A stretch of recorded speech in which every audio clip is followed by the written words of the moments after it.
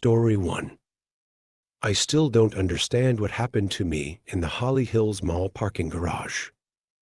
I don't know if there is a specific format to these posts or something, but I'm just going to get straight to it. I'm posting this because, I don't know, maybe someone knows more about this. Maybe someone can help me figure out what happened to me and my best friend in the Holly Hills Mall parking garage. My name is Ethan, and my friend Aaron and I have a bit of a niche hobby. We're urban explorers. Basically, for the uninitiated, that just means we like to explore abandoned man-made structures. My favorites have always been places like water parks and theme parks. Aaron is more into the spooky stuff like hospitals and such. We can freak ourselves out at times, but for the most part, we never believed in anything other than the corporeal. We've been doing this in our free time for around 10 years now, so we are pretty experienced. We know what to bring, how to avoid getting caught by the police or security, and when to get the fuck out of a place. Recently, we went to go visit my brother for a few days in Virginia. He just had a new baby, and I wasn't able to make it down for the birth, so I was making up for it a few months later. He lives in a small town called Holly Hills, about 30 minutes out from Richmond. It's a pretty boring place, but my brother tipped us onto a cool spot to check out near town. An old abandoned mall, simply named the Holly Hills Mall. It was built in the early '80s by some wealthy lumber family that wanted to bring more people to the town. Houses need lumber, and that means more money for them. As you can guess, it didn't really work out. The mall was operational for about 7 years before it shut down in 1987. I know none of this is really important, but this helps me get my thoughts in order, and honestly, the history of these structures is part of the allure for me. Anyway, we decided it would be fun and planned a trip on the last day in town on the way to the airport for a late flight. We woke up bright and early, packed our bags and supplies into the rental car, and said our goodbyes to my brother, his wife, and their kids. The mall sat right on the edge of town. I thought this was odd, seeing as how they usually build that kind of thing central to town for ease of access, but I didn't think much of it. The mall was surrounded by pretty heavy brush and trees, as well as a tall chain-link fence. The entrance was blocked off by a typical dilapidated gate, held closed by a simple chain and padlock. Aaron pulled up to the gate, and I hopped out to apprise the situation. Oddly, the padlock wasn't even locked. Unusual, but not unseen. Sometimes people just stop giving a shit about these old places and don't even check on them anymore. Honestly, it makes us a bit more relaxed in these situations because it usually means no security. I opened the gate and Aaron pulled the car through. The building wasn't the biggest mall we've seen, but it was bigger than we expected. We drove through the deserted parking lot and pulled the car up to the first entrance we saw.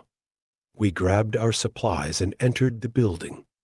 The mall exploration itself was pretty uneventful. It was cool to see all of the ads and architecture that seemed frozen in time. Like we stepped back into a stale, post-apocalyptic version of the '80s. There was a pretty massive hole in the ceiling where the skylight had given way to snow or the elements or something. The tree that sat in the center of the courtyard had grown massive and was protruding out of the hole in the ceiling.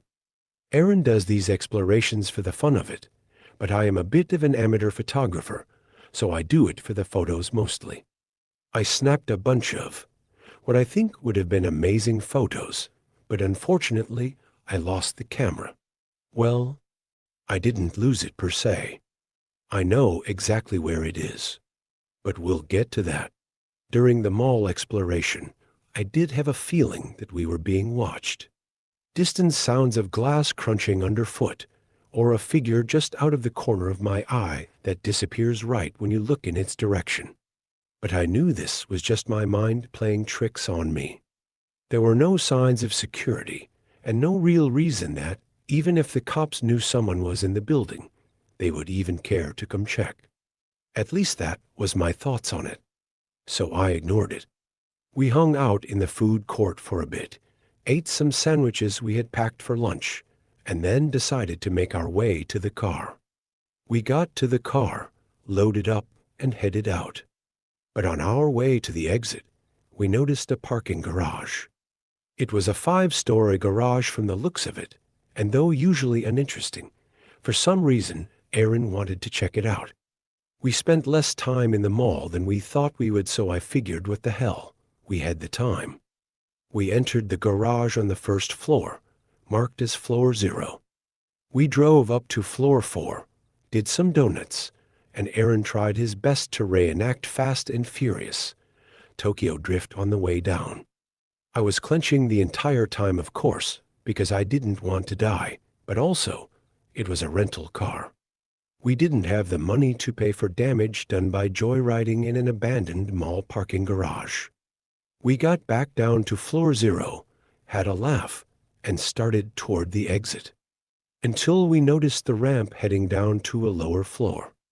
Aaron pointed out how odd it was that there was a huge parking lot plus a parking garage with 5 floors above ground and seemingly subfloors below ground for a fairly small mall in a small town. So we thought we'd make one more detour to see what was down there. Obviously, we were expecting either darkness or water, and we found the first option, darkness. Aaron turned on the brights and we drove around and found nothing. As expected. What we didn't expect was to see another ramp down to another subfloor. So of course, we decided to make a game of it. We both guessed how many subfloors this garage had, and Aaron headed down the ramp. I had guessed too, that this next floor was gonna be the bottom. He said 5. He was being stupid, but imagine our surprise when there was yet another subfloor. We both laughed in disbelief when we came around the corner on the 4th subfloor to see a ramp down to the 5th. This is a 10-floor parking garage, including floor 0, for this mid-size mall in this tiny town. What were they thinking? They really overestimated the draw that this place was gonna have. Curiously, we headed down to subfloor 5. At this point, it was dark. Like super dark. There was no other light from anywhere other than our headlights. We rounded the corner and were in silent awe to see yet another ramp down. We both looked at each other, and I think one, or both of us said, "What the fuck?" Without further discussion, Aaron steered the car down the ramp to the next floor. For the next 6 floors, we drove on in awe and confusion. We were now 11 floors underground. It didn't make sense. Aaron started coming up with theories, getting excited that maybe we'd found the entrance to a secret government base or a sprawling underground doomsday bunker. But he stopped mid-sentence when we both saw something we weren't expecting. A car. It was parked in a spot with its headlights on. As we pulled closer, I decided to roll down the window to see if I could hear anything. Immediately, the unexpected cold from the parking garage filled the car. It was mid-May at the time and was a fairly warm day, so the cold felt out of place. But we were underground, so I choked it up to that. I could hear the sound of our tires against the pavement and the hum of our car's engine. As we pulled up next to the parked car, I could hear that it too was running. The car itself looked like it was an older make, something from the 70s or 80s. Inside, it was seemingly empty. I suggested aloud that perhaps the car belonged to the owner of the property, or a security guard who was doing his rounds, and that he might be back any minute. But Aaron pointed out the car was covered in a thick coat of dust, like it had been there for a very long time. But it was running. I figured it just needed a wash. Aaron did what he does best and convinced me to get out of the car and investigate further. Only after a bunch of protest and suggestions that we just head out, but he persisted. I exited and carefully made my way around the car, looking inside for any sign of life. But inside there was nothing but leather car interior, except for the passenger seat, where a satchel sat with a thermos resting on top. The keys were in the car, and the radio hummed softly with static. Oddly, everything inside the car also seemed to be covered in dust. Aaron urged me to open the door, and I decided to give it a try, but of course it was locked. I looked around the lot, only being able to see the door to the stairs and the elevators next to it, illuminated by the headlights of the two cars. I hurried back to our car, closed the door, and rolled up the windows. I urged once again for us to make our leave. If there was a security guard lurking around, I didn't want to have to deal with that, especially before our flight in a few hours. Again, Aaron protested. He had to know how many floors this thing had. I can't say I wasn't curious as well. So we left subfloor 11 and headed further down into the depths of the structure. We continued on in silence for 12 more floors before I spoke up. This was fucked. It didn't make any sense, and at this point, it just felt wrong. Dangerous. I was in the middle of expressing this to Aaron when I noticed he had stopped the car and was staring silently ahead. I looked and was astonished to see a horse. A fucking horse. Just standing there. It had the thing around its nose, the reins or whatever, and it was just standing there. After a moment of staring in confusion, Aaron said something like, "Is that a fucking horse?" And I replied with some sort of grunt of confirmation. The horse finally turned in our direction, and I'm pretty sure I screamed when I saw the skin hanging off of the side of the horse's face. His skull exposed beneath. It was then I saw the blood on the floor.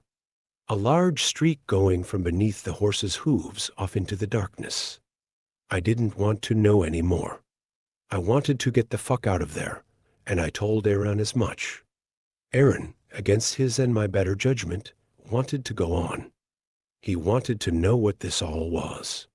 But this time, I didn't let up. I was louder and more insistent than I've probably ever been with him, and he could see that I think. So he agreed and threw the car in reverse. We backed up and started back up toward the ground floor. At this point, I decided to try my phone. I had figured I wouldn't get any signal underground, and I was right. But I tried it anyway. Nothing. Again, we drove in silence for a few floors. Aaron finally broke the silence to apologize, but I stopped him short. The floors were numbered. Ever since we started heading down, they were each numbered B1, B2, B3, Act. We were on B23 when we turned around and headed back up, but the sign I was staring at in that moment said B26. 3 floors lower than when we started heading back up. I thought someone was fucking with us, but it was all too elaborate of a prank. Still, it was impossible. There was no way we were traveling further down by driving up the ramps. It was physically impossible. But there we were. Floor B26. Aaron was just as confused as me, obviously. He got out of the car unannounced and walked over to the sign on the wall. He grabbed it and began to shake it, then stopped and stared, clearly trying to figure it all out. I rolled down my window and called for him to get back in the car. This was followed by another voice, repeating my words. Not mine. Not Aaron's. He froze in place as the voice whispered loudly from the darkness. Get back in the car. Aaron did just that. He closed and locked the doors and rolled up the windows. We agreed that we needed to get the fuck out of there. This wasn't fun or adventurous anymore, but we didn't know what to do. We thought we were getting the fuck out of there. I remembered that we headed back up on B23, and we decided that we should just keep going up. If the numbers keep rising, we should hit ground level by B46. It didn't make sense, but it was the best we had. We continued driving back up. Aaron was driving a bit quicker than before. And just as we thought, the numbers kept rising, which seemingly meant we were descending. But we held out hope that it was just some weird fluke. Maybe it was a joke. Maybe we didn't see those signs on the way down. We traveled in silence again, all the way to floor B35. But it was an uneasy silence. We were afraid at every turn at what we might see. But there was nothing. Mostly. There were a few floors with things that I did notice. Some of them subtle, others glaring. Aaron was focused on driving and didn't seem interested in any of the strangeness we encountered on these floors for the most part. On one floor, I swear I saw a long dining room table with two figures sitting at either end, illuminated for only a few seconds by our headlights. Another floor seemingly had a cot in each parking space. They looked to each be occupied by a body. Alive or dead, I don't know. One of the strangest that even caused Aaron to stop the car for a moment was a floor that didn't seem like a parking garage floor at all. It looked like we had pulled into a forest clearing. The pillars of the garage, now tree trunks though the concrete ceiling was still visible above. There were plants, grass, bushes, and a pathway leading to what looked like a small cabin in the distance. The window glowed as if there were someone home, and smoke seemingly billowed out of the chimney. The curiosity overcame my fear, and I rolled down the window. The sound of crickets, cicadas, and a cool spring breeze filled the car. Aaron and I looked at each other for a moment before Aaron blurted out, "Nah, fuck that," and continued on up the ramp. Finally, after what seemed longer than it should have, we reached floor B46. Nothing. I started to cry. It was too much. The realization that we were lost underground, without any way out, was starting to make me feel trapped. We were trapped. It was like I could suddenly feel the weight of every floor above us on me all at once. Aaron kept his cool. He tried to console me. He tried to offer explanations. But there was no explanation. We were in a labyrinth of a parking garage. Aaron started driving with purpose.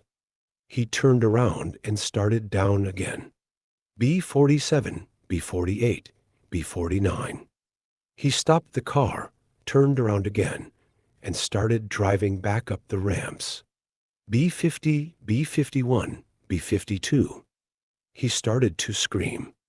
Anger, frustration, confusion, all overflowing into a furious scream.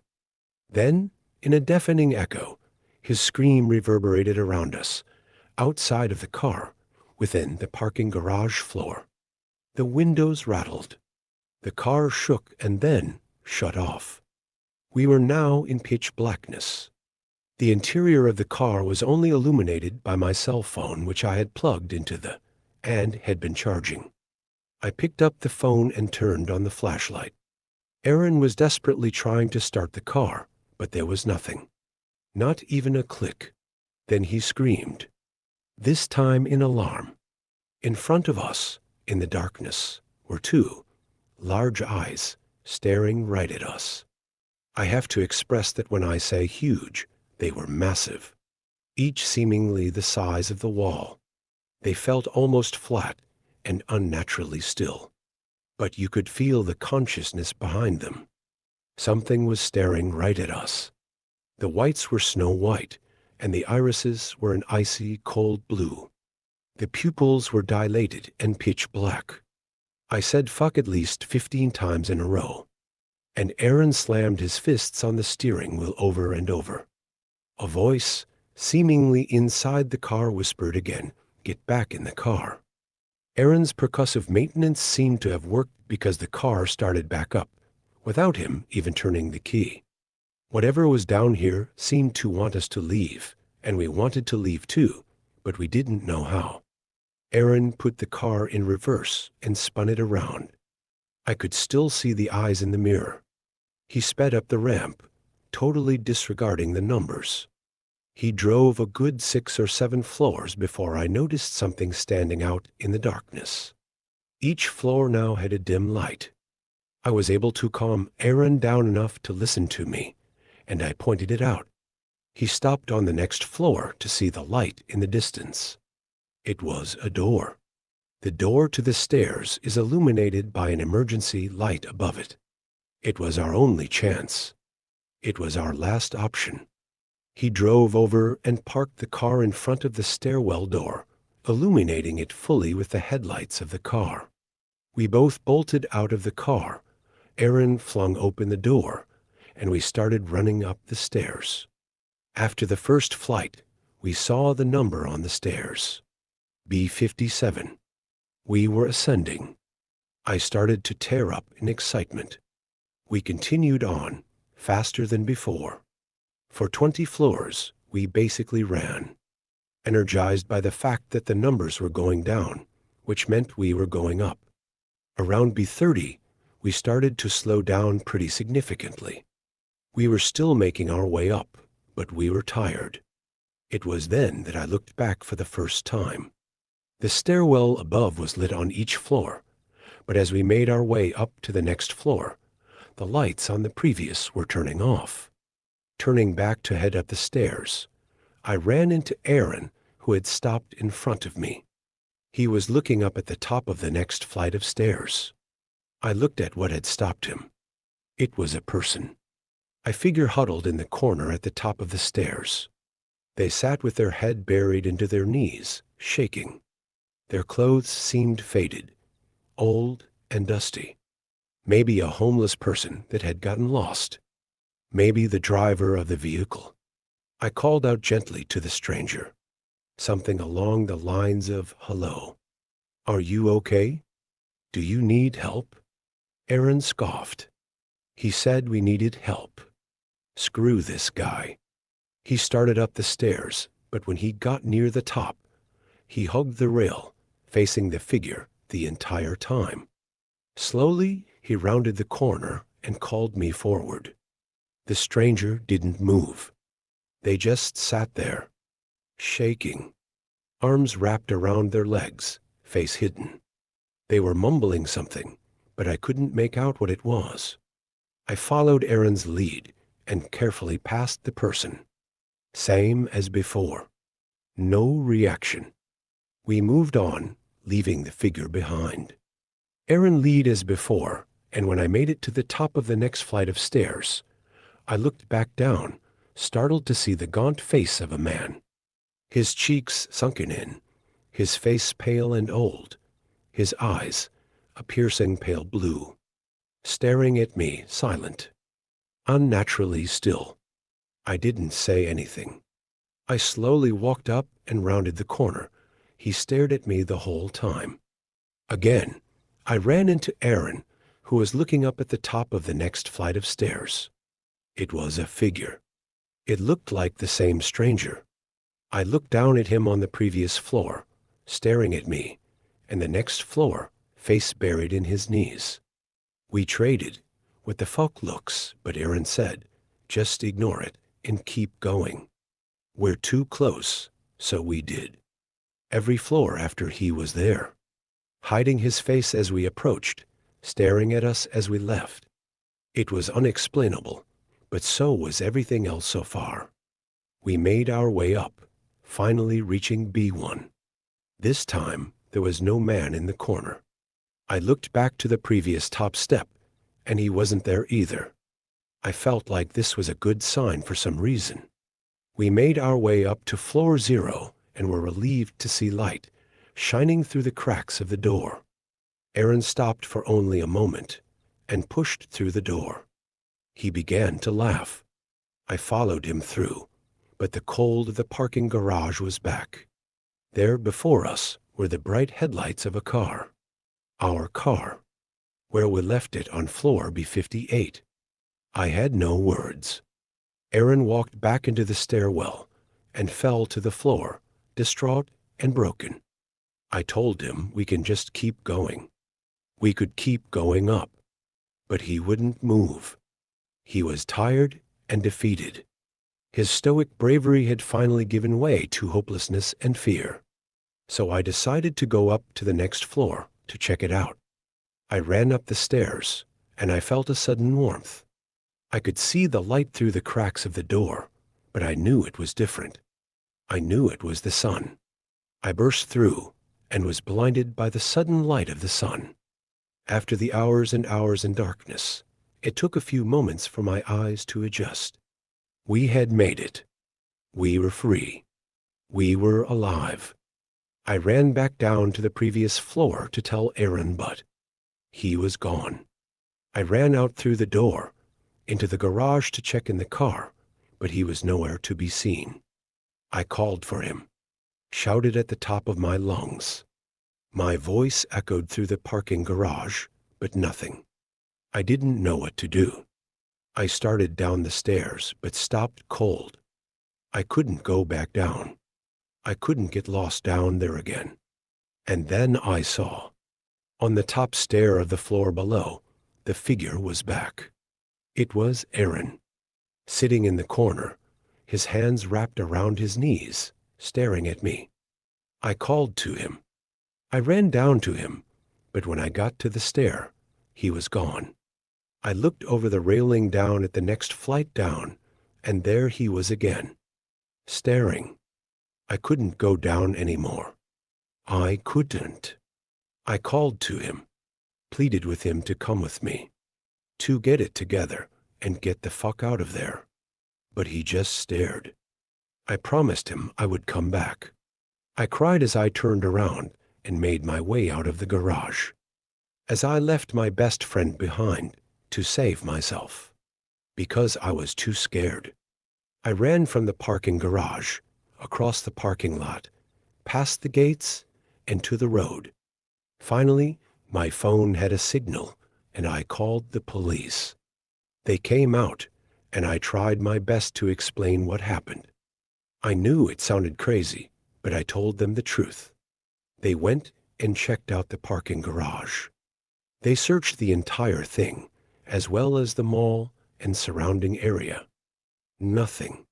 In fact, they told me there were no sub-floors in that garage. Like I dreamt it all up. How the fuck could that even be? I was tested for alcohol and drugs and fined for trespassing. When my brother arrived to pick me up, I tried my best to explain what happened, but if it couldn't get any weirder, he swore to me he didn't know who Aaron was. They've known each other since we were kids. He's been my best friend for 20 years. But he swore. His wife too. And kids. None of them remembered him. After that, I looked for any evidence of Aaron I could find. All the pictures on my phone were gone. My camera was still in the car. And there was no proof of his existence online. Anywhere. I didn't dream him up. I don't do drugs. I don't drink. I don't have any history of mental illness. I didn't make up 20 years of friendship. I've been seeing a therapist and started some meds. It hasn't helped. Nothing has. Something doesn't feel right. This world doesn't feel right. Like I came out of that parking garage into a life I didn't own. I feel like don't belong here. Every day it becomes more and more clear to me that I have to go back. I don't know what I wanted to get from this post. Maybe just to tell my story. For people to know I existed. Aaron existed. Maybe to find someone who knows what happened to us. Who knows something about the Holly Hills Mall. Who can make any sense of it. Either way, I have to go back. I have to find Aaron. We have to get back in the car.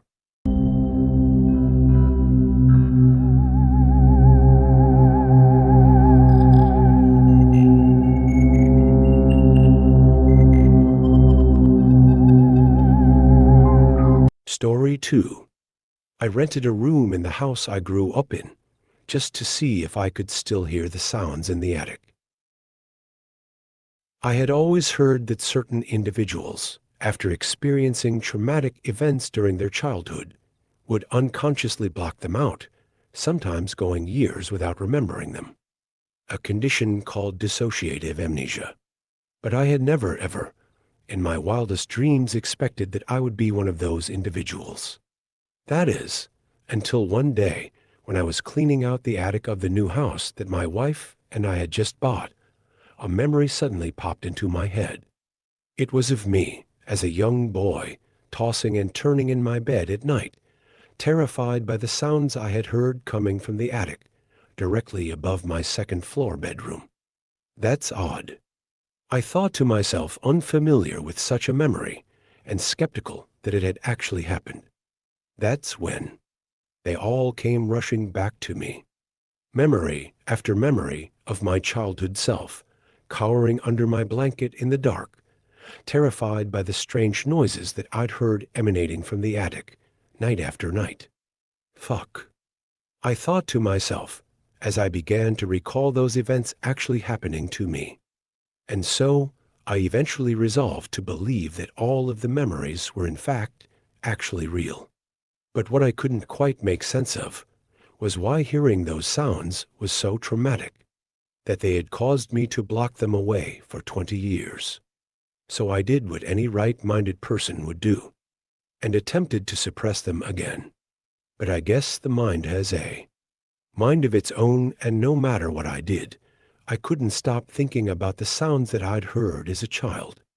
And after about a week of marinating, reflecting, and meditating on what had happened way back then, the memories became even more clear, and I remembered that the sounds weren't just subtle noises. They were distinct and wide-ranging, from creaks and scratches in the floorboards to whispers and moans in the night. But what could have caused such sounds? I wondered. That's when I came to the same conclusion that my childhood self had come to. The home must have been haunted. Yes, that must have been it. I thought to myself, cursed by some evil spirit, forever doomed to terrorize its residents, which meant that the spirit could still be there. I reasoned before once again attempting to move on. Weeks went by as I attempted to go back to business as usual, but no matter how hard I tried, I couldn't help but wonder whether the spirit, the source of those terrifying sounds, was still out there, 190 miles away in my suburban Massachusetts hometown. Eventually, I gave into my curiosity. There's only one way to find out. I thought to myself before searching for the home's address online. See, the thing is, my parents didn't live there anymore, having sold the house 5 years prior and bought another home in a more upscale part of the same town. I, on the other hand, had moved out even earlier than them, having moved to New York City after college. So, after quickly finding the house I grew up in on a popular vacation rental website, I logged into my account, booked a night's stay, and waited patiently for the host to get back to me. Sure enough, a few hours later, my booking was accepted, and the host sent me a warm welcome message. The only catch was the fact that the room they were renting wasn't my childhood bedroom on the second floor, but our former guest bedroom on the first. Possible to rent the upstairs bedroom on the left of the staircase?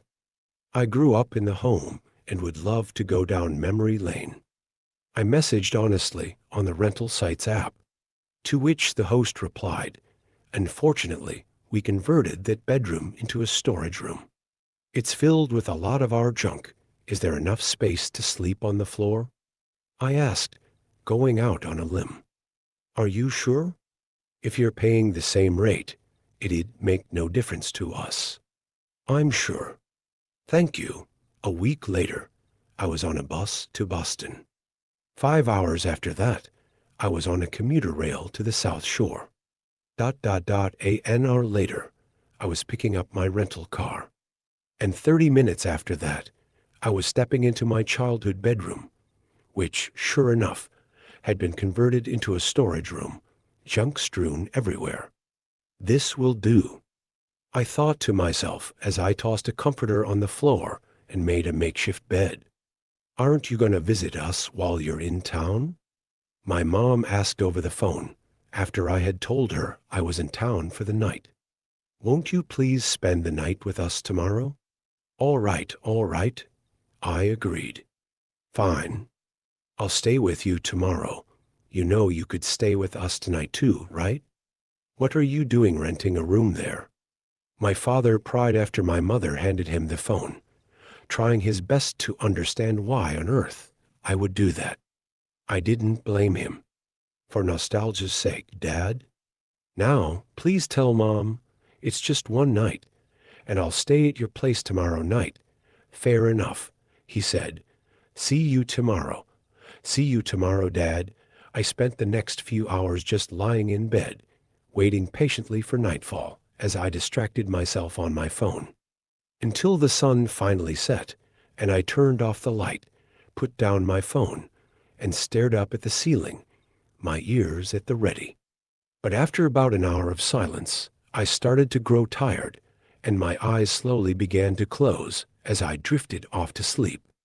Until suddenly, out of nowhere, a noise woke me from my doze, and I snapped to attention.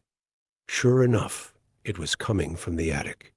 It was a loud rattling sound that seemed to be happening intermittently.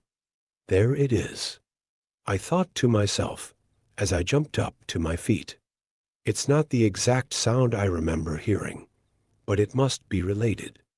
So I set off to find out, tiptoeing my way out of the room and down the hall to the staircase that led to the attic, careful not to wake the hosts as the sound grew louder and louder. And as I ascended the staircase, with each step I took, the sound continued to grow louder and louder and louder, until I eventually reached the door to the attic. Standing there, shaking, ready to confront my traumatic childhood experience head-on, I gathered the courage to reach for the door and willed myself to open it. But when I cracked open the attic door and looked inside, it was empty. Now, truth be told, I had never been courageous enough to venture up to the attic as a kid, but I had a pretty good feeling that my parents hadn't kept it as pristine and sparse as the new owners had, its walls bare, its floors spotless. But as empty as it was, that didn't change the fact that I could still hear the sound, which was louder than ever. If not from the attic, where the fuck is that noise coming from? I wondered, before a different noise rang out in the dark. Everything okay? I heard someone say, completely startling me and causing me to jump. I peeked my head out of the attic door and down the set of the stairs to find the host at the foot of the staircase in her nightgown. Sorry, I heard a noise coming from the attic, I explained as I shut the attic door behind me and climbed down to her, my body still shaking, my heart still racing. I used to hang out up here as a kid, but I don't recall hearing any sound like that. Oh, you must be talking about the weather vane on the roof. We had it installed when we moved in. She stopped and listened. Yeah, I guess it is pretty loud now that you mention it. Sorry about that. We can give you a discount if you want. Oh, it's no bother, I replied, before saying goodnight to her and returning to my room, where I attempted to hear anything but the sound of the newly installed weather vane. But I never ended up hearing the sound I was looking for. And when I woke up the next morning, I felt a certain sense of defeat. And so I checked out of the house, resolving to give up my search, as I backed my rental car out of the driveway of my childhood home, looked up at the weather vane in disappointment, and headed off to my parents' new house for the night. Having grown up my entire life in the previous home, my parents' new place always felt alien to me whenever I visited. Sure, my parents lived there, and that was nice and all, but it just wasn't the same. So it should come as no surprise that I couldn't wait to get out of there the next day, so I could return my rental car, get back to Boston, and catch a train back to NYC. That night, after a hearty home-cooked meal with my mom and dad, I retired to their guest room and passed out early, exhausted from what I'd now accepted was a fruitless journey. But a few hours later, I suddenly awoke in the middle of the night. To chilling sounds coming from the attic. But they weren't like weather vane. No. In fact, they were the very sounds that I used to hear coming from the attic as a child. But how could that be? I thought to myself. Could the evil spirit have somehow followed my parents from the old home and now be haunting this one? It was a terrifying thought, which chilled me to the core. But all I knew was, after coming up empty-handed at the rental, there was no chance that I wasn't going to investigate the very sounds that I had been looking for. So, just like I had done the night prior, but now in a different home, I ascended the stairs to the attic as the sounds got louder, and louder, and louder, until once again I gathered the courage to reach for the attic door and willed myself to open it. I closed my eyes, completely expecting that when I opened them, I'd see a ghastly spirit lurking about. But when I cracked open the attic door and looked inside, I discovered something far more terrifying. I saw about 10 individuals, their mouths gagged and their arms and legs tied up with rope, as they wriggled around on the attic floor, causing the very creaking and scratching noise that I'd heard as a child. And all around them, plastic tarps covering the objects and furniture that were scattered throughout the attic. I couldn't believe my eyes. My mind began racing. Wait, if these hostages, victims, kidnapped people were the source of the sounds I'd heard as a child, how could they possibly have gotten to this house? That's when it hit me. My mother, or my father, or both. I thought long and hard about it, and despite what I saw in front of me, I just bare to believe that. No, that can't be. But before I could dwell on the thought, something caught my eye. It was the captives having been alerted to my presence, all staring back at me, their eyes wide in horror, their gagged mouths attempting to scream what I can only imagine was the word, help. Having never been in a situation like that before, I simply froze, unsure of what to do next, until I eventually realized that I better not stay up there a moment longer, and began to slowly back away, unable to take my eyes off the helpless strangers as I stepped out onto the staircase, closed the attic door behind me, and headed straight for the guest room. What the fuck do I do now? I wondered as I paced around the room. That's when I heard a knock. My heart began pounding as I walked up to the door and opened it. To find my father, standing there in his pajamas, yawning and scratching his head. Son, did you just go up to the attic? My palms started sweating. I paused for a moment before replying. No, why? I could have sworn I heard someone go up there. Nope. Why would I do that? I was wondering the same thing. Okay? I better get to bed, of course, he said. Night, son. Night, Dad, I replied. I began to shut the door over, but before I could close it, his hand reached in and stopped it. You know, son, if you did go up to the attic, you can tell me you know. I had no idea what he meant by that cryptic sentence. All I knew was it was suspicious as fuck. Course, Dad. I'll keep that in mind if I ever go up there. Good, he said with a smile, before his face turned serious. But also, don't go up there. Got it, Dad, I replied, feigning confusion. Night, son, he called out, as I watched him head back to his bedroom through the crack in the doorway, before I closed it completely. I sat down on the guest bed, as my mind began to race again. But I've stayed here before and never heard the noises. How could that be?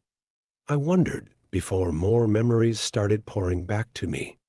Memories of visiting my parents at their new home, in my adulthood, and hearing the same noises I had heard as a child.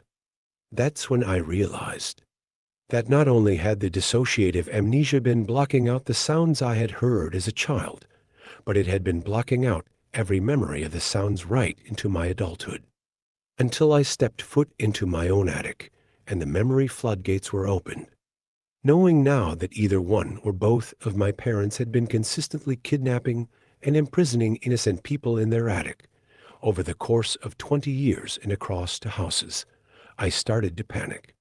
And as my heart began to beat faster and faster, and I grew short of breath, I suddenly collapsed onto the floor and started to shake, half in horror of what I'd just seen upstairs, and half in disbelief that my parents could do such a thing. Keep it together.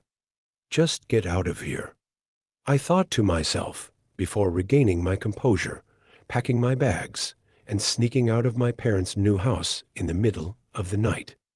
I slept in my car that night and woke up to see an incoming call from my mom, which I let go to voicemail. It's your mom. I saw that you were gone when I woke up this morning and just wanted to wish you a safe trip back, she said, as I played back the message. But after knowing what I knew, I couldn't bear to return the call. Instead, I returned my rental car, took the commuter rail back to Boston, and hopped on the first train back to NYC, still unable to bring myself to call my parents. So here I am, sitting here, torn between two decisions. Call the police and save all of the people tied up in my parents' attic, at the expense of turning in my father or mother, or possibly both of them. Or do what I apparently do best, and block it out for another 20 years.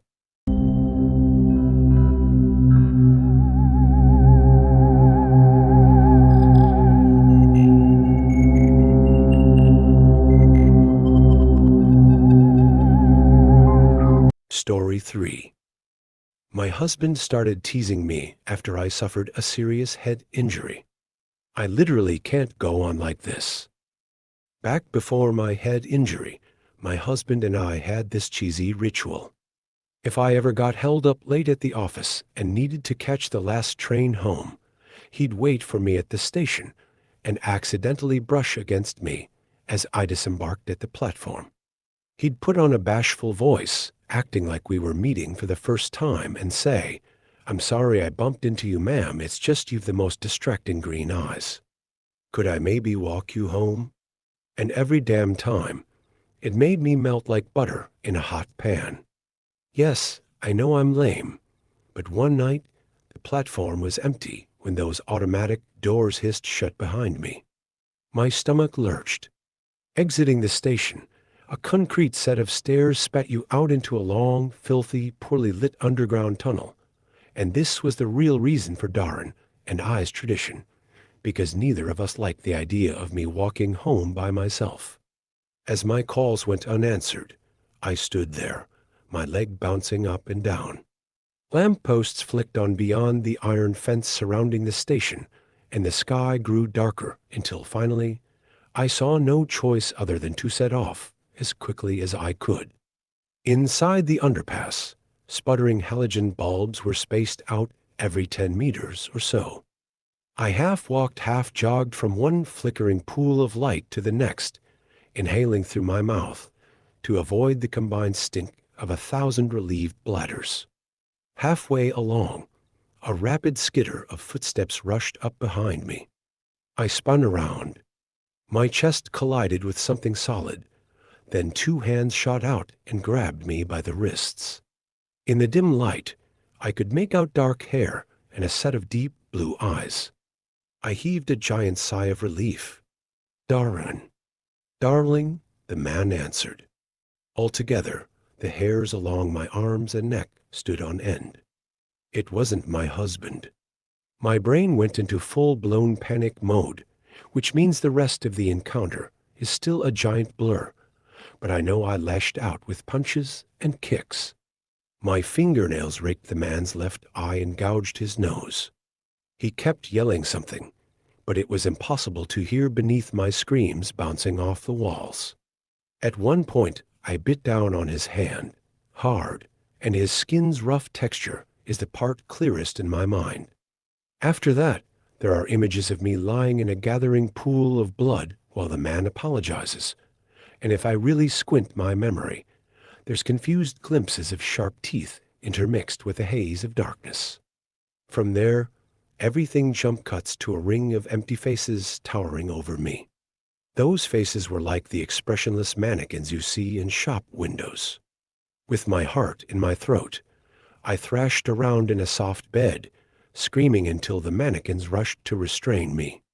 Then I rode off into a wave of blackness. Next time, the world slid into focus. A single mannequin was beside my bed, dressed in a nurse's uniform. A soft, disembodied voice came floating along, promising everything would be okay. From somewhere close by, the continuous beep, beep, beep of a heart monitor gathered speed, and gradually, I realized I was in a hospital. I swallowed a lump and asked the nurse what happened to her face. The voice asked what I meant. I said the nurse's skull looked as if when God designed her, he'd loaded up Photoshop and gone crazy with the smudge tool. It was a smooth mound of pink flesh. The faceless nurse explained I'd suffered a serious head injury and showered me with kindness and support while a series of torches got shown in my eyes and my vitals got checked a dozen or so times. The voice kept telling me not to move around too much, otherwise the stitches across the top of my head might have popped loose. Another figure with an empty skull, this one dressed in a doctor's coat, came and stood at the foot of my bed. And that's when I first heard the term prosopagnosia, also known as face blindness. The condition can result from a traumatic brain injury. What followed was a flurry of activity. Darren, who I only recognized by his haircut and voice, was allowed to sit with me. I squeezed his hand throughout the onslaught of tears and endless visits from neurologists. On his way to the station the night of the attack, Darren had seen a newly licensed teen driver slam on their brakes way too late to stop at a red light. An old lady got sent careening into the air, and Darren called for an ambulance while he applied pressure to the poor woman's chest to keep her from bleeding out. That was the reason he missed my calls. A woman named Tracy and her German shepherd, Buster, were drawn to the tunnel by my screams. Tracy sicked Buster on my attacker, who bolted off in the direction of the station, covered in my blood. Both Tracy and Buster visited me at the hospital, and we posed for a photo which made the front page of the local newspaper. The story about a hero dog included a blurb about my condition, even though we specifically asked the reporter not to include it. Two police officers, who I could only distinguish by their difference in height, questioned me about my attacker. Judging by their irritated voices, they'd hoped to learn more than his hair looked sorta like Darren's. Although it took days of interrogation, I convinced Darren to reveal what else authorities knew about the man.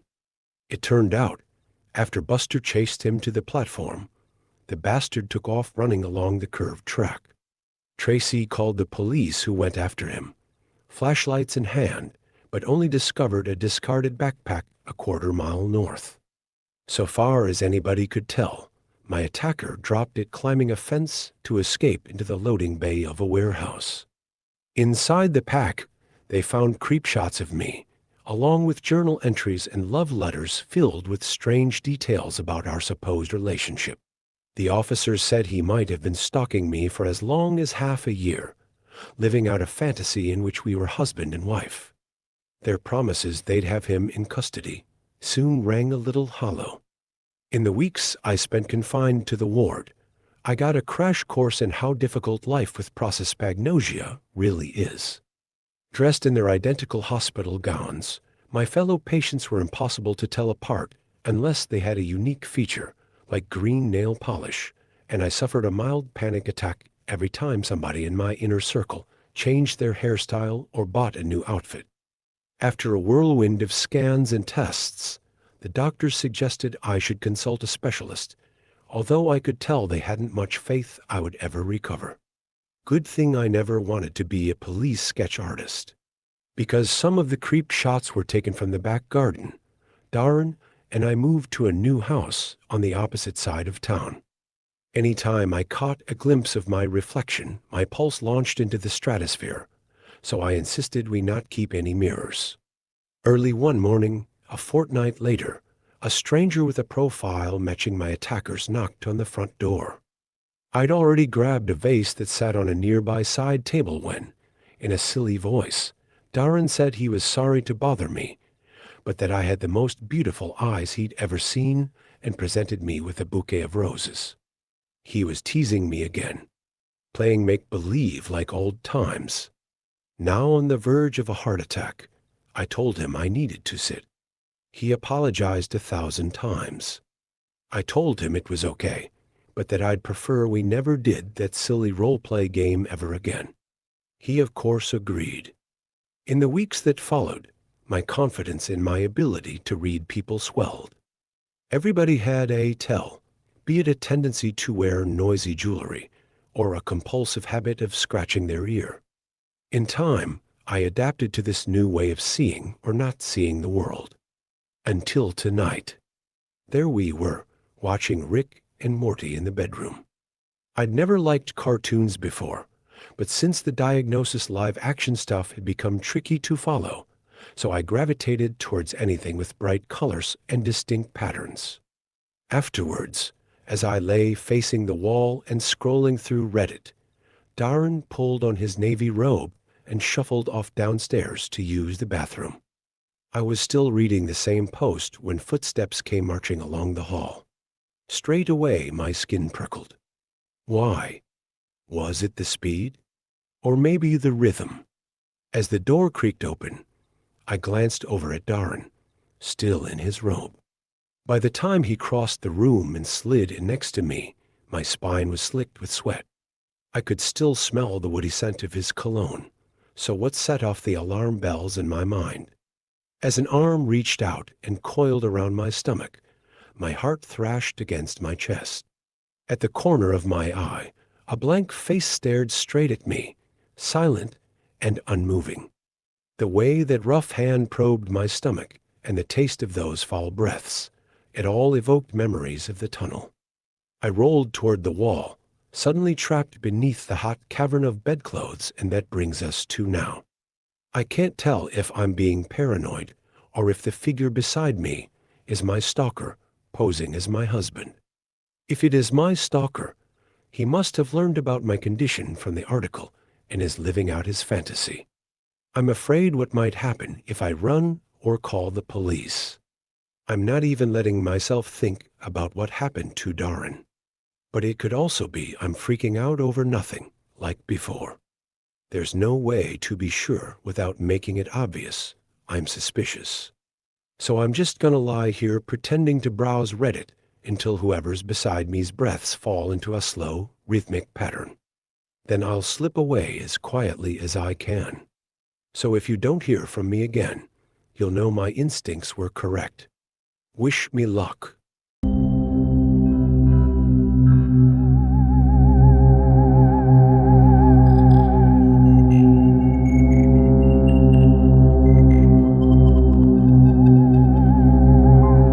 Story 4. My brother should never have agreed to be ethically altered. My older brother, Shane, had spent the last 10 years in prison, and it looked like he might be in there for the rest of his life. However, he called me recently to say that they were opening up a new early release program, and they would let him out immediately on a probationary period if he agreed to participate. Some sort of new process and ethical alteration to prevent future criminal activity. God, how I wish now that he had just told them no. Growing up, Shane was my hero. My mom has had a rough life. She got pregnant with Shane when she was 16, and her parents kicked her out of the house for it. Afterwards, she went to live with Shane's father, who was in his early 20s and had a small apartment in the worst part of the city. And he treated her terribly, forcing her to drop out of school and get several jobs so he could spend the majority of his time drinking and partying, hitting her whenever she stepped out of line, but she was terrified of raising a baby alone. She tried her best to make it work with him, but it just wasn't enough. When she started showing, he realized that he didn't want to be a dad and kicked her out too. Faced with the prospect of living on the streets, she lied about her age and managed to secure a lease from a landlord in a nearby building that preferred not to ask questions as long as she paid the rent. When Shane was born, she did her best. As she was only 17 and without an education beyond the 10th grade, she continued to work multiple minimum wage jobs and didn't have much time to spend with her new son. Until he was around 6, Shane mostly stayed with an older widow, Roberta, that lived across the hall from them and was sympathetic to their situation.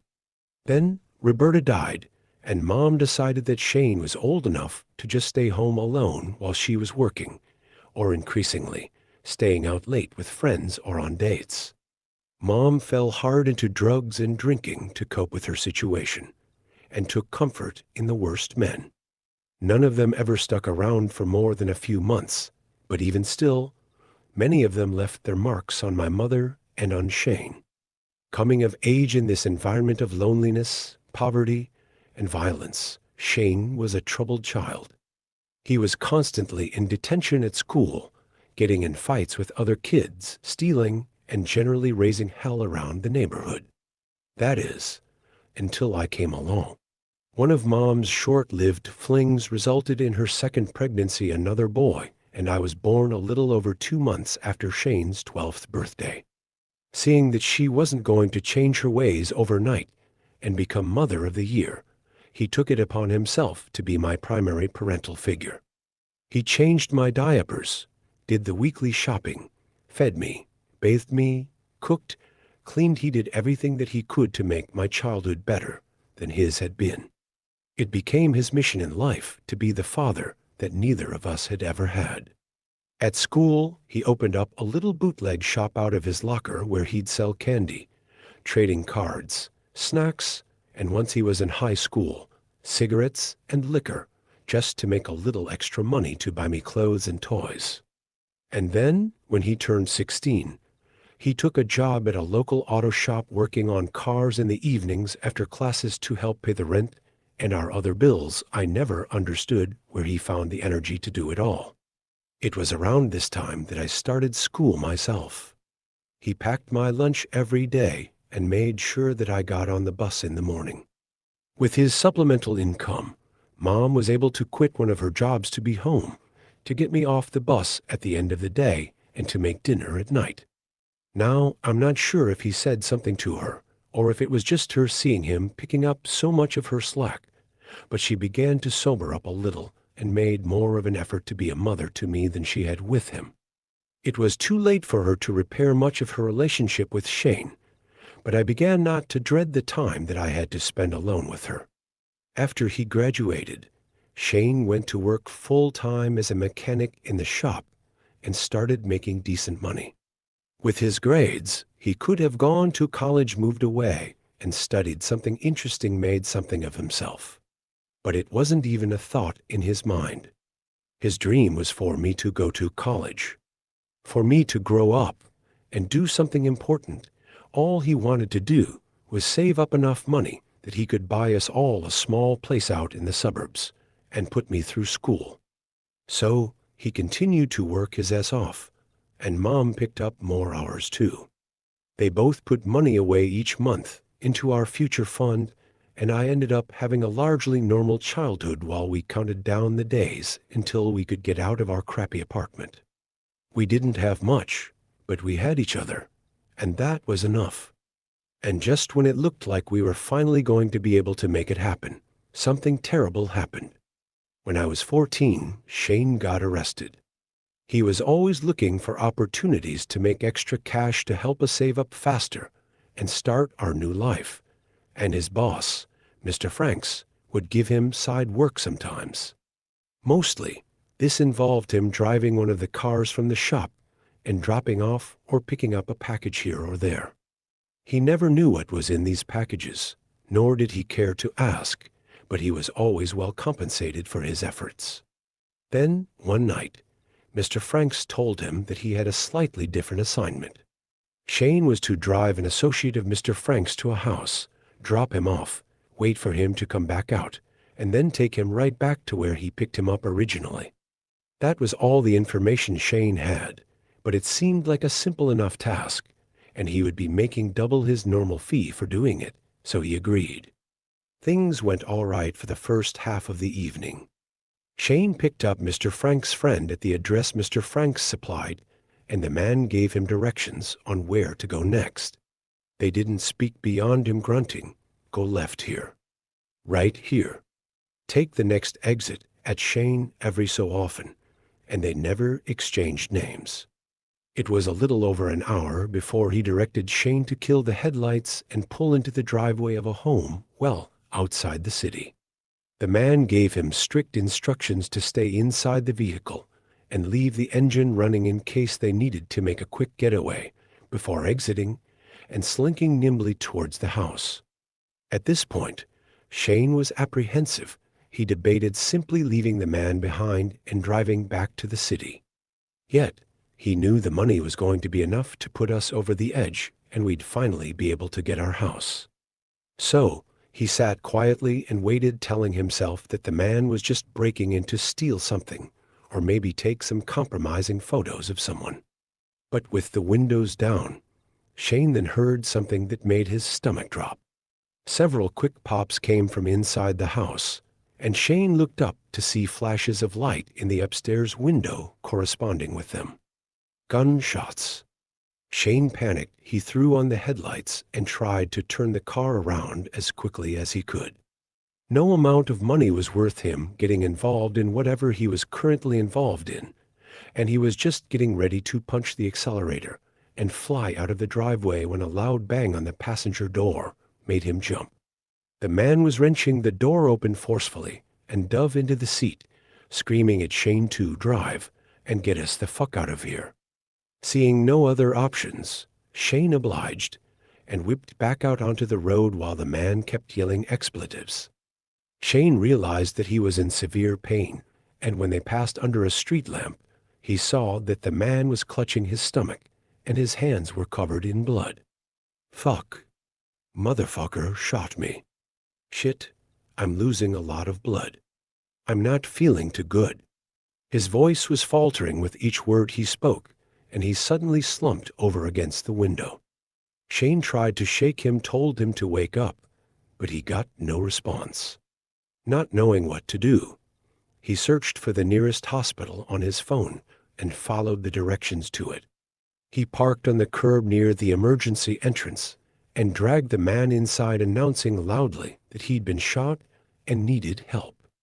Several doctors and nurses helped load the man onto a gurney and wheeled him back into surgery while they started asking Shane questions about him. What was his name? How old was he? How was he shot? Shane couldn't give them any answers. He was in somewhat of a state of shock, and his mind wasn't processing information quickly enough. He couldn't think of a believable reason on the spot for why he had a man that had been shot in his vehicle, and simply opted to tell them that he didn't know and asked if he could leave. They told him that because he'd brought in a gunshot victim that he'd have to wait to speak with the police, and handed him off to hospital security. While he waited for the officers to arrive, he thought of calling Mr. Franks, but he couldn't get away from security to have a private conversation, so he just sat quietly and tried to think of a good story. What he came up with was that he had been driving nearby when the man flagged him down at an intersection, and Shane had simply pulled over to help, only to then realize that the man was gravely injured. It might have been flimsy, but he didn't think they'd have any way to prove otherwise, and just hoped he'd have a chance to speak to the man before the cops did, so they could corroborate each other. However, it didn't much matter what excuse Shane came up with, as he was arrested as soon as the officers arrived before he could even give his weak fabrication. It turned out that the house Shane and the man had gone to belonged to a detective. And it turned out that that detective had been investigated Mr. Franks for drug smuggling. Shane had unknowingly driven the man to an execution, and the execution had gone horribly wrong. The detective heard their car pull into his driveway and was armed and waiting when the man broke into his bedroom. They'd exchanged several shots with one another, and the detective had been fatally hit in the head while his wife took a round to the chest. The executioner must have thought she was dead, or was so flustered at having been shot himself that he didn't make sure she was gone before leaving the house. She'd been able to call 911 and explain what happened before expiring herself. Given she'd told them that her husband managed to shoot their attacker, the police had been put on high alert for any gunshot wounds arriving at local hospitals, and when they relayed all this information to Shane as they arrested him, he broke down and confessed to the whole thing. Unfortunately for Shane, the executioner didn't make it.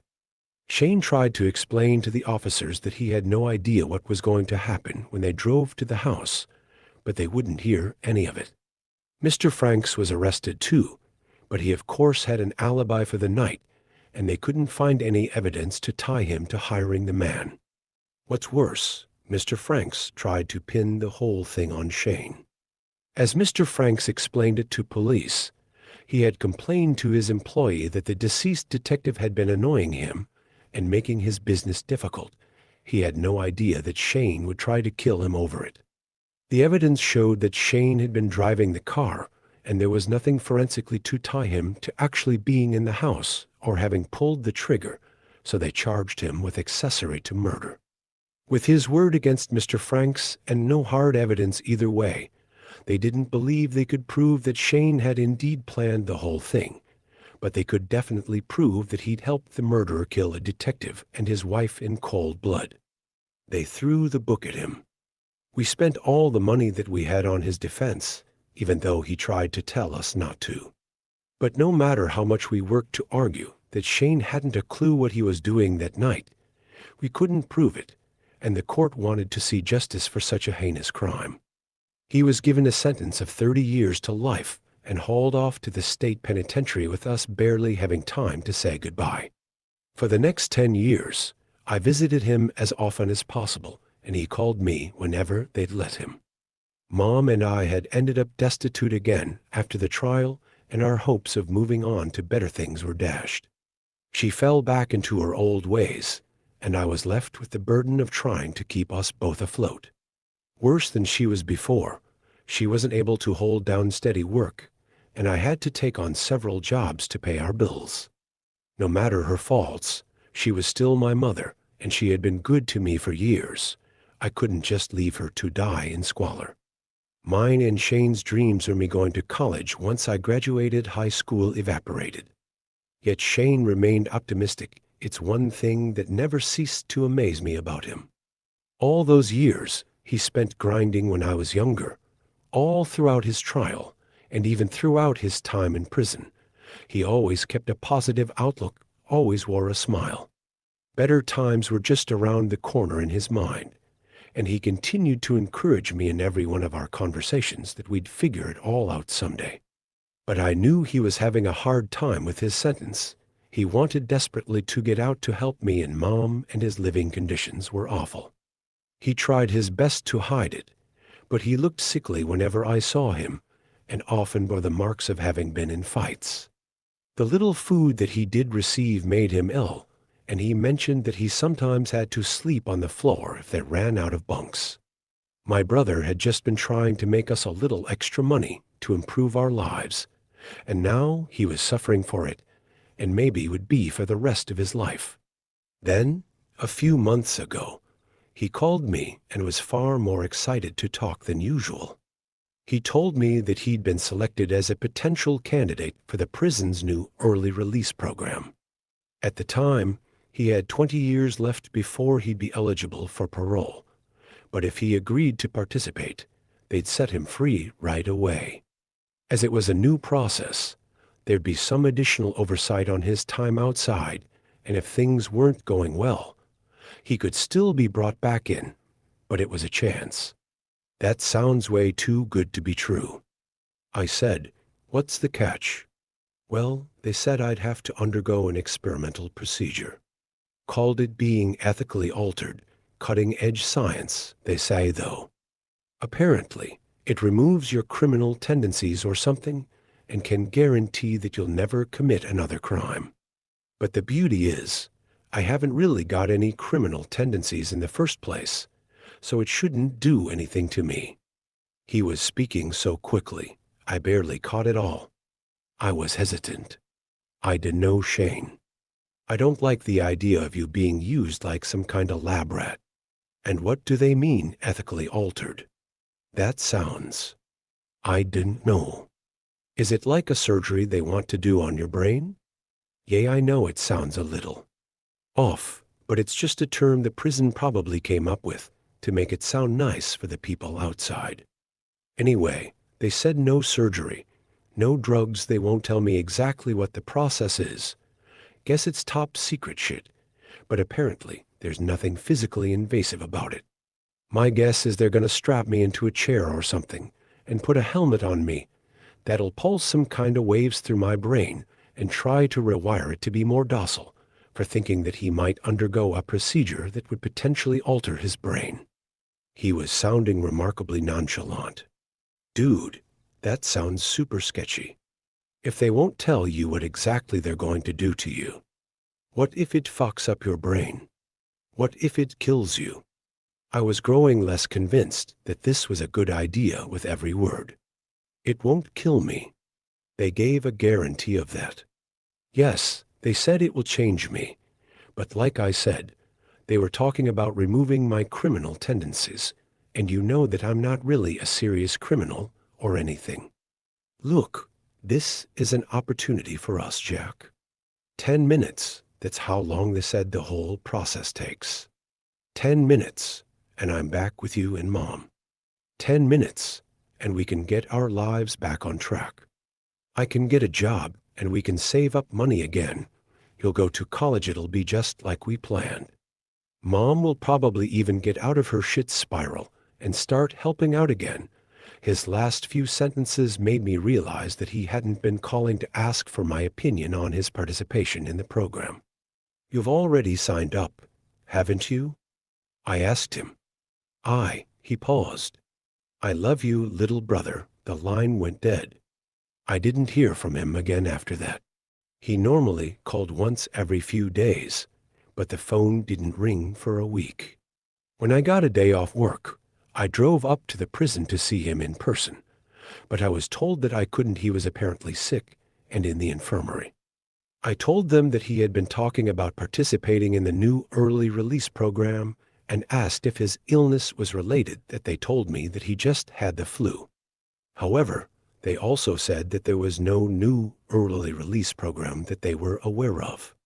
Leaving them with a message to have him call me as soon as he was feeling better, I went home with a pit in my stomach. Something was wrong. In all the years he'd been inside, Shane and I had never gone this long without speaking. Sure, he'd gotten very sick a few times, but he'd always called before heading to the infirmary to let me know he might be out of touch for a little while. And why hadn't they known about the early release program?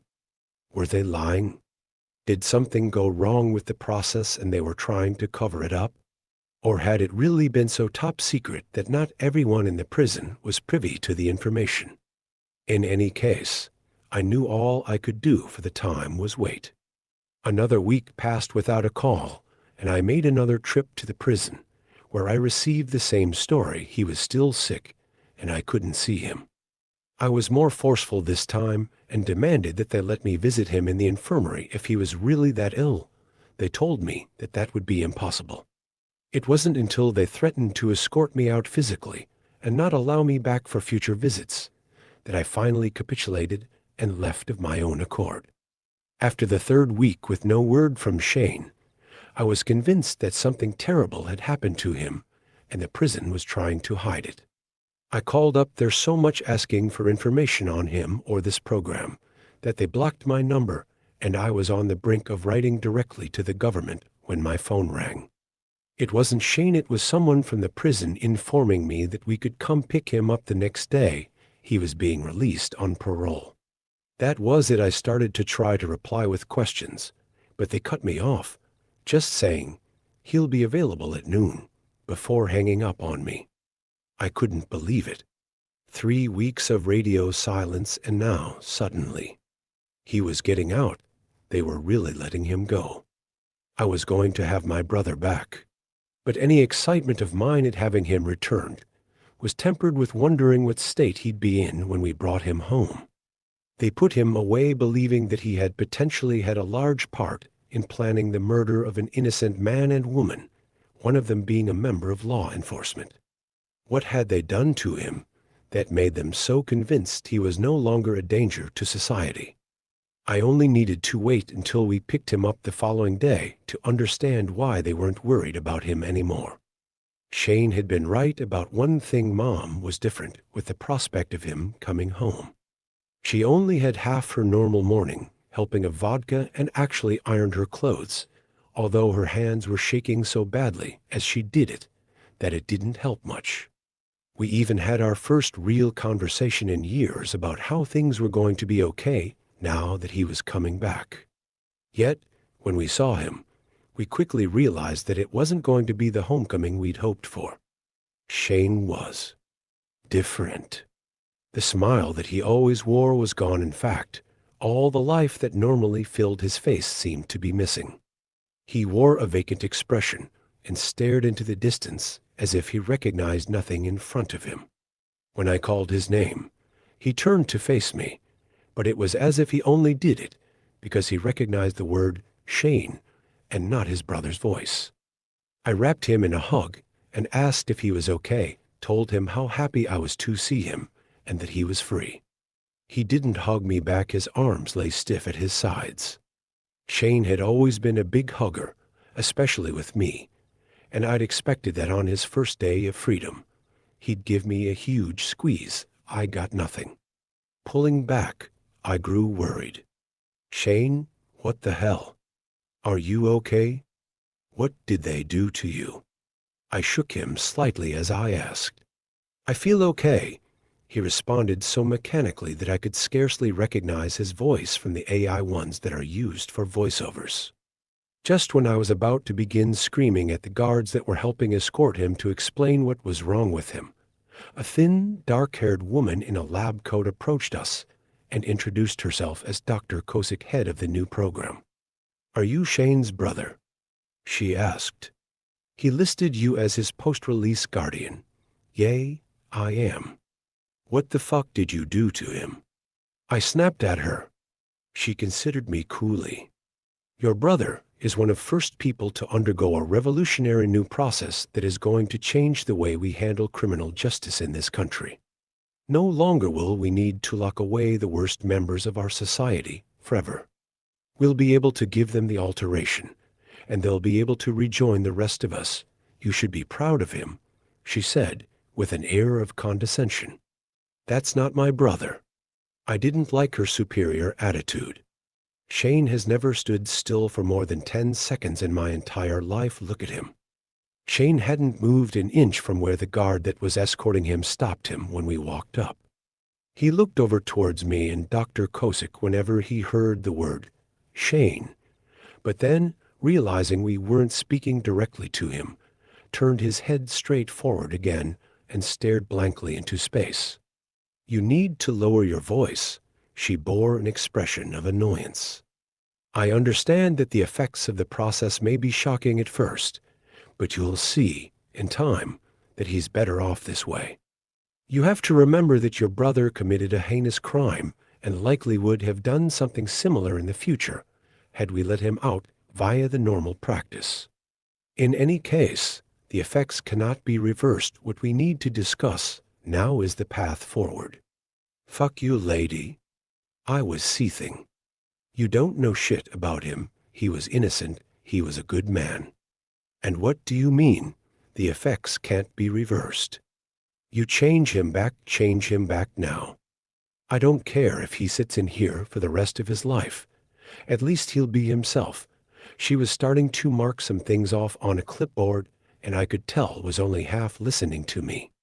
Looking up, she began, again, the process is irreversible, and you'll find that your brother signed a binding agreement to participate in this trial. He's been evaluated over the last several weeks by medical staff and government officials, and everyone is on board with moving forward with Phase EI public reintroduction. At this point, you have two options. Option 1. You can sign this, and you'll get to take your brother home.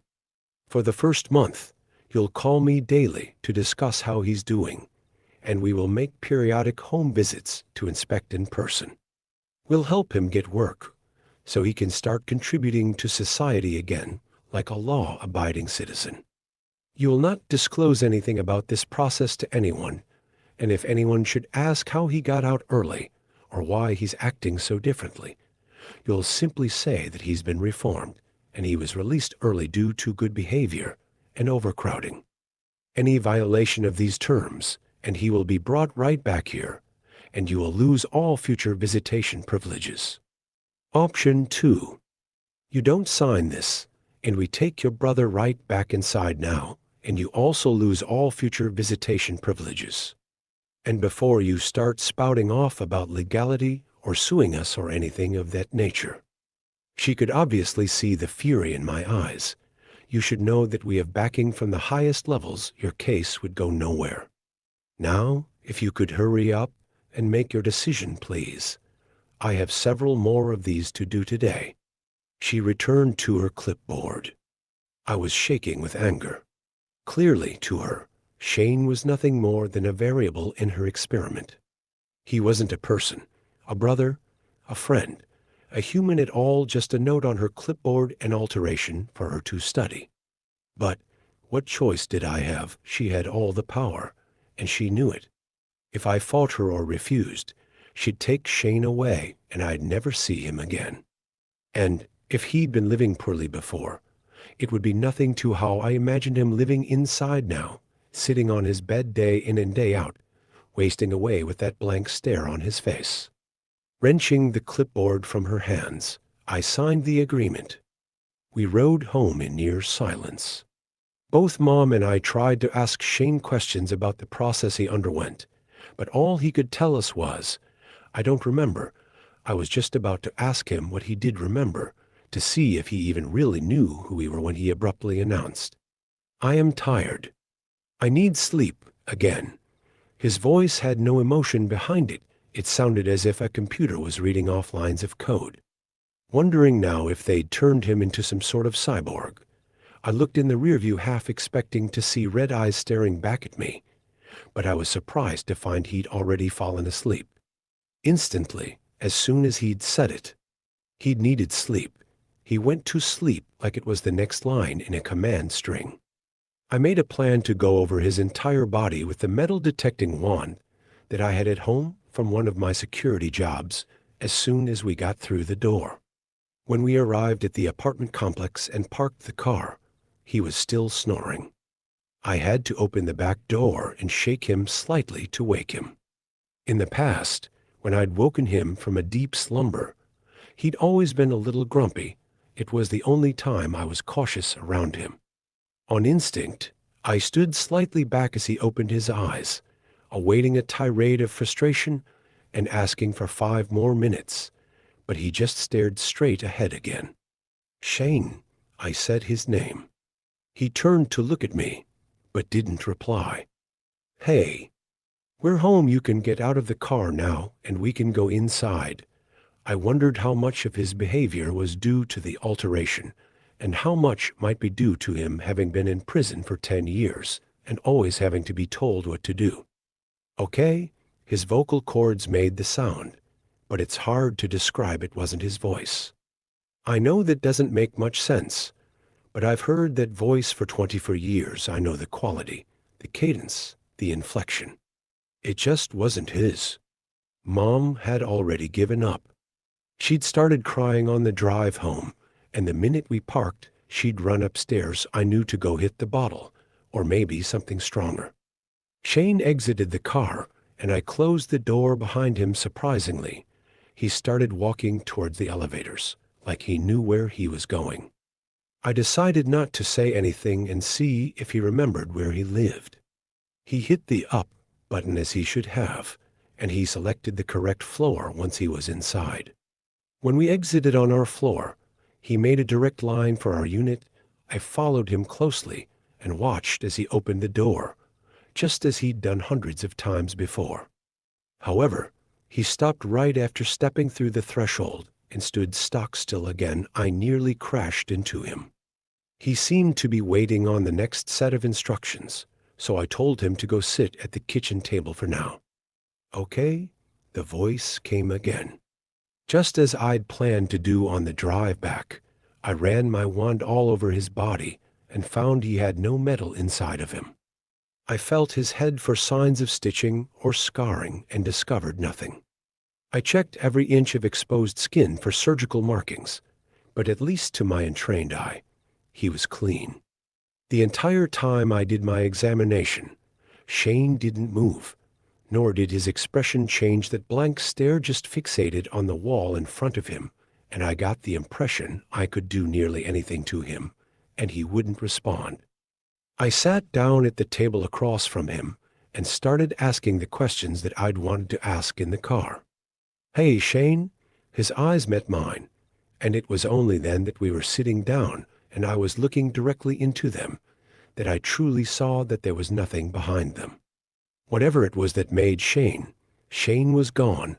I was looking only at a collection of cells, a biological mass that could walk and talk, but had no personality, had no life. It terrified me. My voice quivered as I asked, "Shane, do you remember your full name?" "Yes, what is it?" "Shane Theodore Thompson." It was like he was recalling data stored away in a hard drive. "Do you know who I am?" "Yes. Who am I to you, and what is my full name?" "You are my brother, Jack Francis Thompson. How old are we?" "I am 36, and you are 24. I was happy to see that he at least knew who he was, and who I was. But this was all information they could have had him memorize at the prison. I wanted to ask something more personal to see if he really had all of Shane's memories. "Who did you lose your virginity to, and where did it happen?" "Elise Sherman, and in her parents' basement." Now this story was one that Shane and I had laughed about often.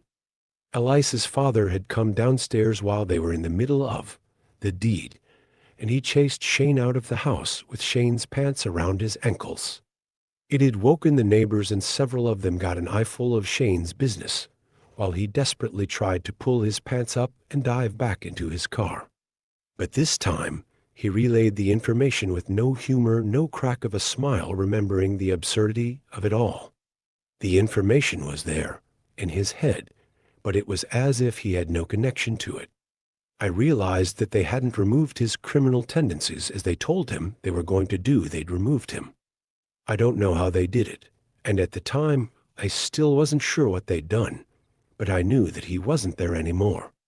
Shane's body was sitting right in front of me, but my brother had died somewhere in that prison.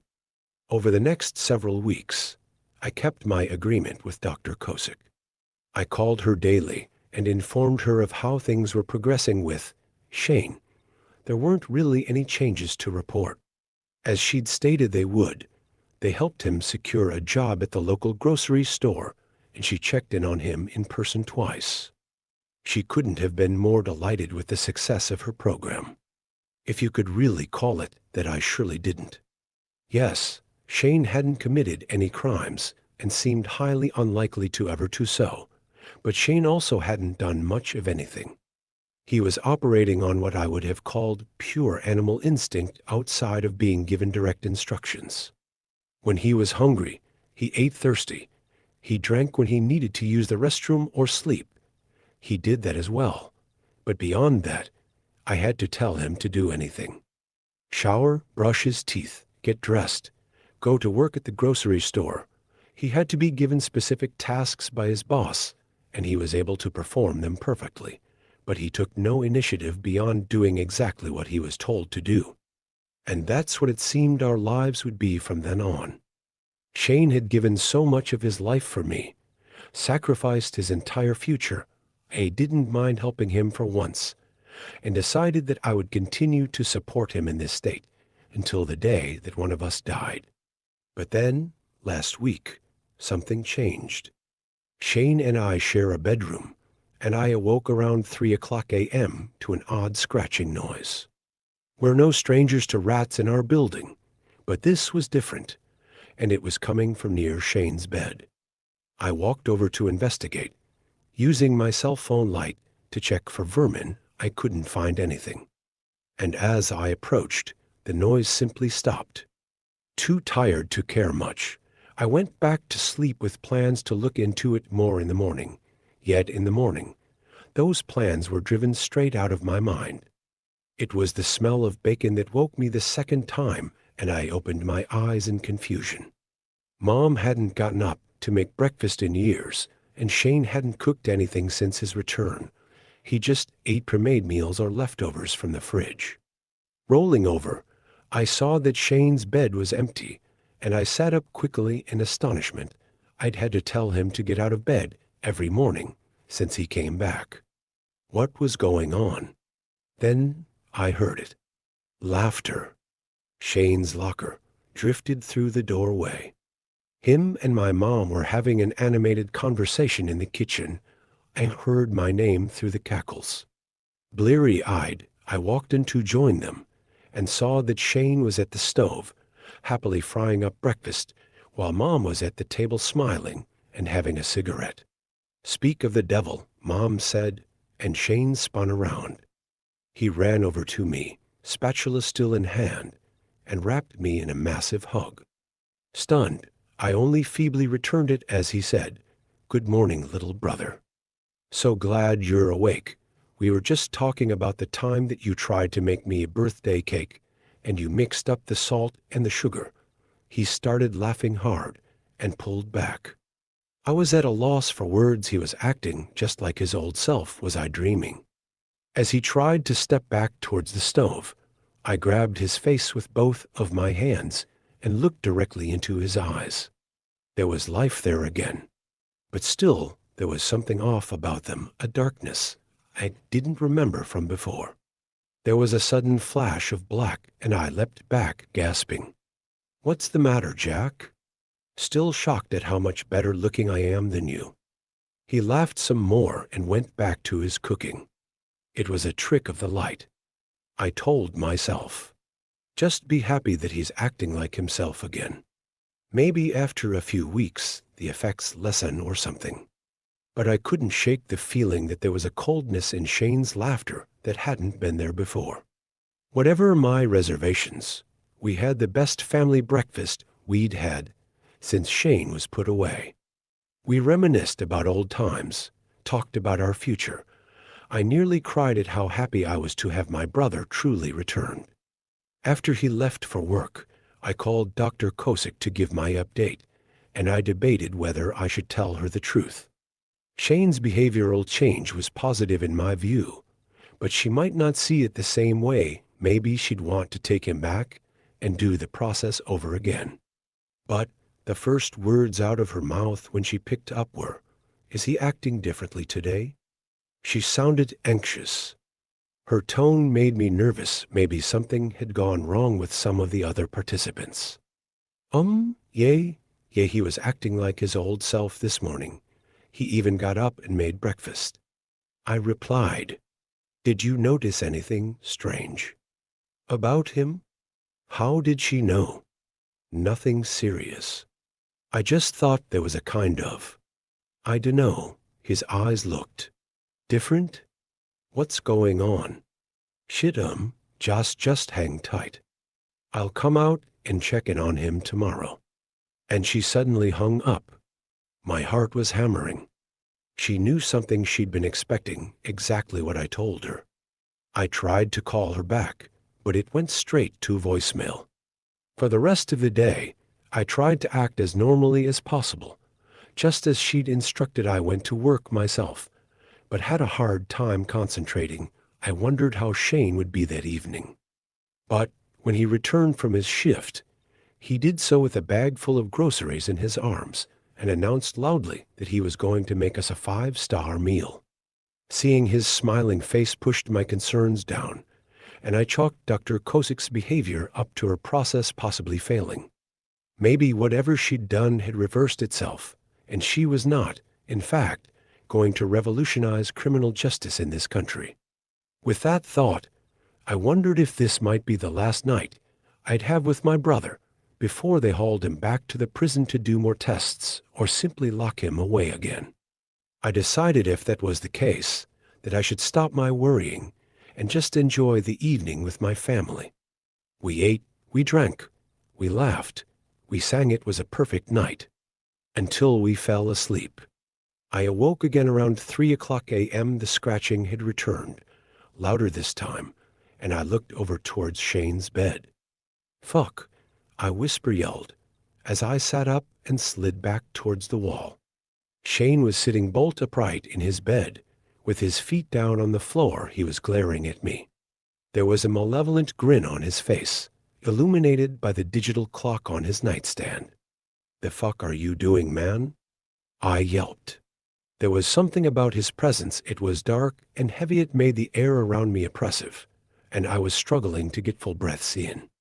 He didn't reply, just kept watching me. His eyes were cold, and as I stared into them, I caught movement behind him. A shadow was crawling across his wall. A shadow with red eyes and long, spindly fingers. He opened his mouth and voices that I did not recognize emanated from it. "Shh, go back to sleep, little brother." There was no love behind the words. It was malice. It was evil. My eyelids sagged and I collapsed back onto the bed. I tried to fight it, but exhaustion overcame me, and I fell back into a deep sleep. The next day, I didn't wake up until noon. Shane had already left for work, and I had 6 missed calls and a flurry of texts from my manager asking why I hadn't shown up for my shift. I played the events of the night before back in my mind and tried to tell myself it was a dream, that there was no way it could be real. But when I looked over at Shane's bed, I saw there were deep gouges in the wall behind it, gouges that looked like they'd been made by massive, clawed hands. Something clicked into place. I formed a theory on what they'd done to Shane at the prison. I think they removed his soul. I don't know how they did it. I don't know if it was magic or if it was science, but I think the soul that had inhabited Shane's body, the very thing that made him who he was, has been ripped out. Dr. Kosick never showed up for her visit, and she stopped answering my calls. When I contacted the prison directly, they said a Dr. Kosick had never worked there and told me there was no record of a Shane Theodore Thompson even serving time at the facility. They've abandoned us. They're trying to cover this up. He's getting worse by the day. He can move things without touching them. I've heard him speak in languages I can't understand. I'm sure this is happening to more of them that went through the process, to more of them that they ethically altered. Because I don't think they considered that if they removed the souls that inhabited these people, they left them open to be inhabited by something else.